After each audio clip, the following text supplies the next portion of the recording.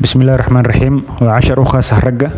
Haddii aad isku aragtay inay dhib kugu tahay bilaabidda kaadida iyadoo tiiradeeda gaabatay, tisleynayso markaa dhammaysid, ama dareemaysid inaysan kaa soo wada dhammaanayn ama kugu hakanayso, una baahan tahay inaad musqusha ku laalaabatid dhowr jeer, weliba habeenkii si kaada heesta aad u faaruujisid, markaad niyeysatidna aadan xejin karin oo kusoo dhaafayso, danqashana aad ka dareemaysid meesha u dhaxayso qooraha iyo dabada, iyo xanuun aad dareemaysid xilliga biyo-baxa, waxaad ogaataa inaad ka jiran tahay qanjirka borostatada, taasoo noqon karta 3 ciladood mid ka mid ah.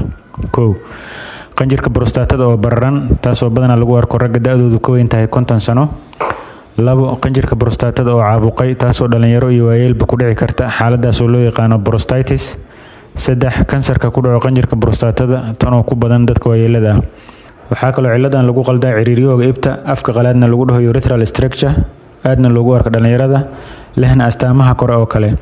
Si loo ogaado in qanjirka borostatada ka jiran tahay, waxaa lagu saari doonaa ultrasound ama kombiyuutar lagu eegayo iyadoo kaadi ku hayso iyo markaa kaadisid kadib. Sidoo kale waxaa laga qaadi doonaa dhiigga kansarka qanjirka borostatada.